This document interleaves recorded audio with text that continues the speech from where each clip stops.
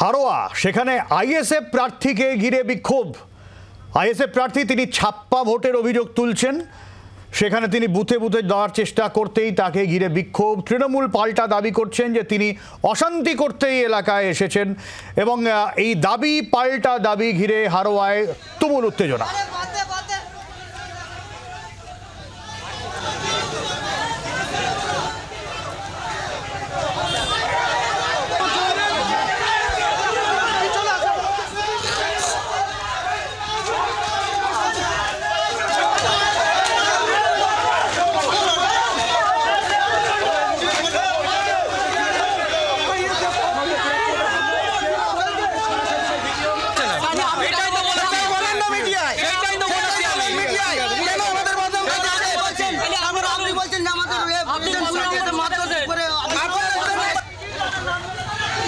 কমলাক্ষ রয়েছেন আমাদের সঙ্গে, ঠিক কি ঘটনা ওখানে কমলাক্ষ?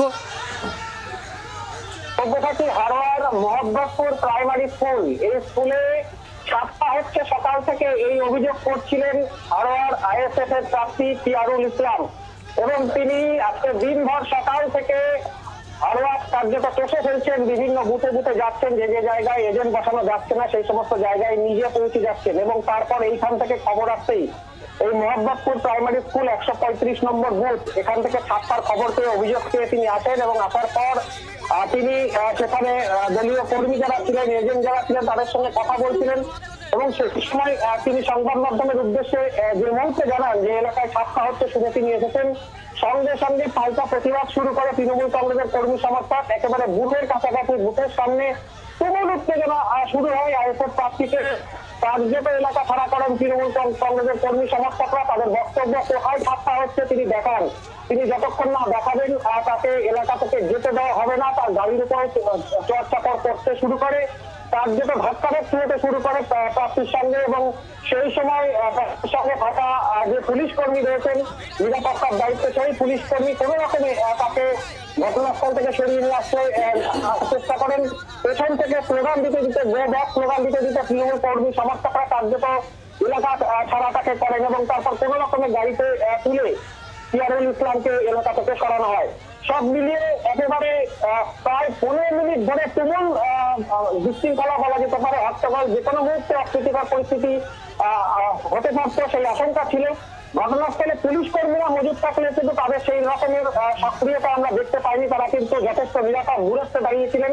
প্রার্থী নিজে রয়েছেন, তাকে ঘিরে প্রায় 70 থেকে 80 জন তৃণমূল কংগ্রেসের কর্মী সমর্থক বিক্ষোভ দেখাচ্ছেন, কিন্তু পুলিশ কর্মীরা কিন্তু তারা কাছাকাছি থেকে সেই বিশৃঙ্খলা থামানোর চেষ্টা করেননি, সেটা একেবারে স্পষ্ট আমরা দেখেছি।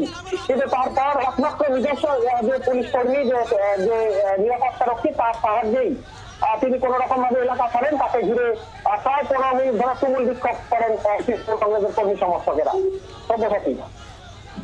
অনেক ধন্যবাদ কমলাক্ষ। সেই ছবি আমরা দেখাচ্ছি আপনাদের, যেখানে আইএসএফ প্রার্থী তিনি যখন যান, তার অভিযোগ একাধিক জায়গায় ছাপ্পা চলছে, ঠিক তখনই তৃণমূল কংগ্রেস কর্মী সমর্থকরা তাকে ঘিরে বিক্ষোভ দেখান। কোথায় ছাপ্পা চলছে নির্দিষ্টভাবে দেখান, এই দাবি তোলেন তারা এবং তারপরেই প্রার্থীর সঙ্গে, আইএসএফ প্রার্থীর সঙ্গে তৃণমূল কর্মী সমর্থকদের বচসা।